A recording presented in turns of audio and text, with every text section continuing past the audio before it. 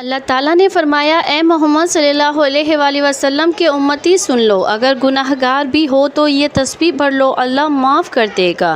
یہ تسبیح پہاڑ چیر دے، زمین ہلا دے، تمام گناہ بخشوانے والی تسبیح جو نبیوں کو ملی، جو اللہ سے تمام گناہ بخشوا دے اور جنت تک لے جانے والی، وہ یہ تسبیح ہے۔ اللہ پاک فرماتے ہیں، اے رسول صلی اللہ علیہ وآلہ وسلم سنو، یہ تسبیح میری امت کے تمام لوگوں کے گناہوں پر بھاری ہے۔ یہ وہ کلمات ہیں، اگر کوئی انسان زندگی بھر گناہوں میں ڈوبا ہو، بدکاری، نافرمانی، ظلم اور تاریکی میں لپٹا ہوا ہو اور ایک مرتبہ اس تسبیح کو سچے دل سے پڑھ لے تو اللہ تعالیٰ اس کے سارے گناہ معاف فرما دیتا ہے۔ اے محمد سنو، یہ تسبیح پڑھنے والے پر موت کی سختی آسان کر دی جاتی ہے۔ اس کی روح کو حضرت اسرائیل علیہ السلام ایسی نرمی سے قبض کرتے ہیں جیسے ماں سوتے ہوئے بچے کو آغوش میں لے لیتی ہے۔ فرشتے اس کے لیے دعا کرتے ہیں اور اس کے لیے جنت کے دروازے کھول دیے جاتے ہیں۔ اے محمد سنو، جب وہ قبر میں اتارا جاتا ہے تو قبر کشادہ اور نور سے بھر دی جاتی ہے۔ فرشتے اس سے قبر کے ڈر اور خوف دور کرتے ہیں اور یہ تسبیح قبر کی اندھیری تنہائی میں ایسا نور بن کر اس کے ساتھ رہتا ہے جیسے چاندنی رات میں آسمان پر چاند چمکتا ہے۔ اے محمد سنو، قیامت کے دن جب ساری مخلوق بے چین اور بے قرار ہوگی، ہر چہرہ خوف اور سیاہی سے ڈھکا ہوگا، تو یہ بندہ جب اٹھے گا تو اس کا چہرہ اتنا منور ہوگا کہ لوگ کہیں گے شاید یہ کوئی نبی ہے یا کوئی مقرب فرشتہ۔ اللہ اس کے چہرے کو نور سے بھر دے گا۔ اے محمد سنو، پل صراط پر جب امت کے قدم لڑکھڑائیں گے، یہ بندہ بجلی کی رفتار سے گزر جائے گا، نہ گرے گا نہ لڑکھڑائے گا، کیونکہ اس تسبیح کا نور اس کے ساتھ ہوگا۔ اے محمد سنو، جب حوض کوثر پر نبی کریم صلی اللہ علیہ وآلہ وسلم اپنی امت کو پانی پلائیں گے تو یہ بندہ ان میں شامل ہوگا۔ نبی کریم صلی اللہ علیہ وآلہ وسلم کے دست مبارک سے آب کوثر نوش کرے گا اور پیاس ہمیشہ کے لیے ختم ہو جائے گی۔ اے محمد سنو، اس تسبیح کی برکت سے اس کے لیے جہنم کے تمام دروازے بند کر دیے جائیں گے اور جنت کے دروازے کھول دیے جائیں گے۔ اس کے استقبال کے لیے حوریں صف بستہ کھڑی ہوں گی اور اسے کہا جائے گا، آؤ، تم پر کوئی خوف نہیں، تم کامیاب ہو چکے ہو۔ اے محمد سنو، اگر یہ تسبیح پہاڑ پر پڑھی جائے وہ پہاڑ لرز اٹھے، اور زمین پر پڑھی جائے تو زمین پھٹ جائے، اور اگر آگ پر پڑھی جائے تو آگ بجھ جائے، کیونکہ اس تسبیح میں اللہ تعالیٰ کے وہ پاک کلمات ہیں جن سے کائنات لرز جاتی ہے۔ اے محمد سنو، اگر کسی کے دل میں قرآن حفظ کرنے کی تمنا ہو مگر یاد نہ ہو رہا ہو تو اس کے ماں باپ یہ تسبیح کر اللہ سے دعا کریں تو اللہ تعالیٰ اس کے لیے قرآن آسان کر دیتا ہے۔ اے محمد سنو، اگر کوئی اولاد کی نعمت سے محروم ہو تو وہ یہ تسبیح پڑھ کر اللہ کے حضور رو کر دعا کرے تو اللہ بانجھ کو بھی اولاد عطا کر دیتا ہے۔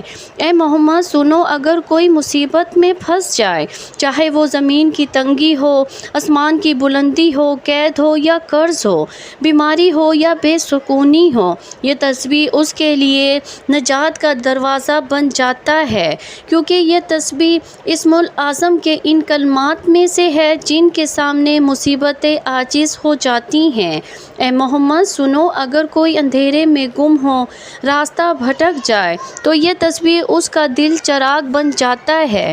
اگر کوئی دشمنوں کے درمیان ہو تو اللہ اس کے لیے اس تسبیح کی برکت سے حفاظت کے لیے فرشتے مقرر کر دیتا ہے۔ وہ تسبیح یہ ہے۔ محترم ناظرین، حضرت امام حسین رضی اللہ عنہ مدینہ منورہ میں سجدے میں اللہ کے حضور دعا مانگ رہے تھے، کیونکہ دین محمدی صلی اللہ علیہ وآلہ وسلم پر رات کی گہری سیاہی چھانے والی تھی، اس لیے کہ یزید بن معاویہ نے خلافت کا اعلان کیا اور اس اعلان میں جبر، ظلم، ناحق طاقت تھی۔ یزید کا کردار شراب، گانے، ناچ، ظلم اور فاسق و فجور سے بھرا ہوا تھا، اور حضرت امام حسین رضی اللہ عنہ نے بیعت سے انکار کر دیا، کیونکہ ان کے نانا حضور اقدس صلی اللہ علیہ وآلہ وسلم کا دین اسی فاسق و فجور شخص کے سپرد نہیں کیا جا سکتا۔ مدینے کے بعد حضرت امام حسین رضی اللہ عنہ مکہ مکرمہ تشریف لے گئے، جہاں انہیں کوفہ سے ہزاروں خطوط موصول ہوئے تھے جن میں لکھا تھا کہ آپ ہمارے خلیفہ ہیں، آپ ہمارے وفادار ہیں، آپ تشریف لائیں، ہم آپ کی بیعت کریں گے۔ حضرت امام حسین رضی اللہ عنہ نے اپنے چاچا زاد حضرت مسلم بن عقیل رضی اللہ عنہ کو کوفہ روانہ فرمایا کہ حالات کا جائزہ لے۔ حضرت مسلم بن عقیل رضی اللہ عنہ کوفہ پہنچے اور لوگوں نے بیعت بھی کی، مگر جب یزید کو اطلاع ملی تو اس نے عبید اللہ بن زیاد کو کوفہ کا گورنر مقرر کر دیا۔ اس نے دھمکی، قتل، خوف اور دھوکے کے ذریعے لوگوں کو امام حسین رضی اللہ عنہ کا ساتھ چھوڑنے پر مجبور کیا، یہاں تک کہ حضرت مسلم بن عقیل رضی اللہ عنہ کو بھی شہید کر دیا گیا۔ حضرت امام حسین رضی اللہ عنہ کو راستے میں اس شہادت کی خبر ملی، مگر آپ واپسی نہ پلٹے، کیونکہ آپ کا عزم شہادت پر تھا۔ آپ نے فرمایا، میں کسی ذاتی مقصد کے لیے نہیں بلکہ امت کی اصلاح، حق کے قیام اور ظلم کے خاتمے کے لیے جا رہا ہوں۔ حضرت امام حسین رضی اللہ عنہ کے ہمراہ ان کے اہل بیت، بیٹے، بیٹیاں، بہن حضرت زینب رضی اللہ عنہ، بھتیجے، بھائی حضرت عباس رضی اللہ عنہ اور دیگر وفادار صحابہ کرام رضی اللہ عنہ شامل تھے۔ حضرت امام حسین رضی اللہ عنہ کا قافلہ تو 10 محرم کا دن قریب تھا۔ فضا میں ایک عجیب خاموشی تھی، آسمان جیسے جھکا ہو، زمین جیسے تھم گئی ہو۔ خیموں میں چھوٹے بچے پیاس سے تڑپ رہے تھے، عورتیں بھی، اور بی بی زینب رضی اللہ عنہ سمیت سب کی آنکھوں میں امید، صبر اور یقین کا نور تھا، مگر آنکھوں کے سامنے ظلم کے سائے گہرے ہو رہے تھے۔ حضرت امام حسین رضی اللہ عنہ نے خیموں کے گرد خندق کھدوائی تاکہ دشمن کا حملہ روکا جا سکے۔ اس دوران یزید کی طرف سے بار بار پیغام آتا رہا کہ یزید کی بیعت کرو، جان بخشی ہو جائے گی، مگر حضرت امام حسین رضی اللہ عنہ فرماتے رہے کہ میرا جیسا یزید جیسے کی بیعت نہیں کر سکتا، کیونکہ باطل کے آگے جھکنا میرے نانا حضور صلی اللہ علیہ وآلہ وسلم کی سنت نہیں۔ دشمن نے پانی بند کر رکھا تھا۔ حضرت علی اصغر رضی اللہ عنہ بار بار پیاس سے بلک رہے تھے، ماں کے سینے سے لگتے مگر دودھ بھی سوکھ چکا تھا۔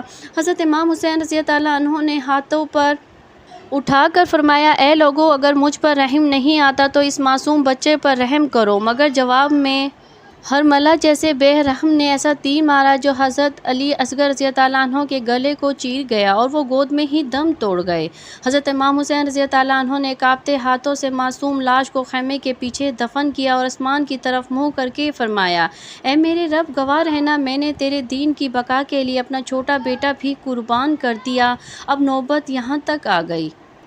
محترم ناظرین، ہمارا آج کا وظیفہ ایک ایسی تسبیح کا وظیفہ ہے جو کہ بہت ہی بابرکت اور طاقتور تسبیح ہے۔ اللہ پاک فرماتے ہیں، محمد سنو، اگر گناہ گار بھی یہ تسبیح پڑھ لے اللہ معاف کر دیتا ہے۔ یہ تسبیح پہاڑ چیر دے، زمین ہلا دے، تمام گناہ بخشوانے والا یہ وہی تسبیح جو نبیوں کو ملی، جو اللہ سے تمام گناہ بخشوا دے۔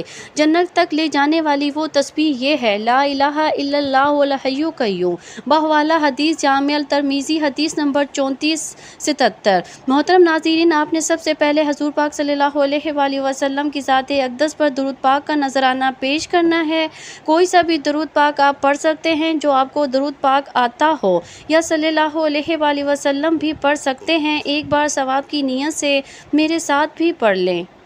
اللہم صلی علی محمد وعلی آل محمد کما صلیت علی ابراہیم وعلی آل ابراہیم انک حمید مجید۔ اللہم بارک علی محمد وعلی آل محمد کما بارکت علی ابراہیم وعلی آل ابراہیم انک حمید مجید۔ درود پاک پڑھنے کے بعد آپ نے ایک تسبیح لا الہ الا اللہ الحی القیوم کی پڑھنی ہے۔ یہ تسبیح آپ ہاتھوں کی انگلیوں پر بھی گن کر پڑھ سکتے ہیں۔ اگر آپ کے پاس تسبیح موجود ہیں تو اس پر بھی آپ پڑھ سکتے ہیں۔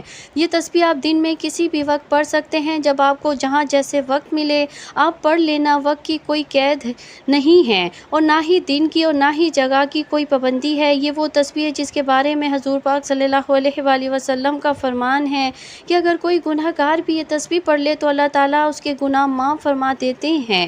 یہ وہ تسبیح ہے جو پہاڑوں کو چیر دے، زمین ہلا دے، تمام گناہ بخشوانے والی تسبیح ہے۔ یہ تسبیح پڑھنے والا جنت میں جائے گا اور یہ وہ تسبیح ہے جو نبیوں کو ملی۔ اس تسبیح کی بہت زیادہ فضیلت ہے، اس لیے آپ نے ایک تسبیح یہ پڑھنی ہے اور اس کے بعد آپ نے ایک تسبیح تیسرا کلمہ سبحان اللہ والحمد للہ ولا الہ الا اللہ واللہ اکبر اکبر ولا حول ولا قوت الا باللہ العلی العظیم کی پڑھنی ہے۔ آخر میں پھر آپ نے درود پاک پڑھنا ہے۔ درود پاک پڑھنے کے بعد آپ نے ہاتھ اٹھا کر اللہ تعالیٰ کی بارگاہ سے اپنے گناہوں کے لیے بخشش مانگنی ہے۔ اس تسبیح کی برکت سے آپ کے گناہ معاف ہو جائیں گے انشاءاللہ۔ آخر میں میری اللہ تعالیٰ سے دعا ہے کہ اللہ تعالیٰ میرا سنانا اور آپ کا سننا اپنی پاک بارگاہ الہی میں قبول اور منظور فرمائے، جو مانگا مقدر فرمائے، جو نہیں مانگ سکے بن مانگے عطا فرمائے۔ اللہ تعالیٰ نیکی کی بات کو سننے سمجھنے اور اس پر عمل کرنے کی طاقت اور توفیق مرحمت فرمائے۔ یا اللہ ہمیں صبر اور حسین عطا فرمائے، ہمیں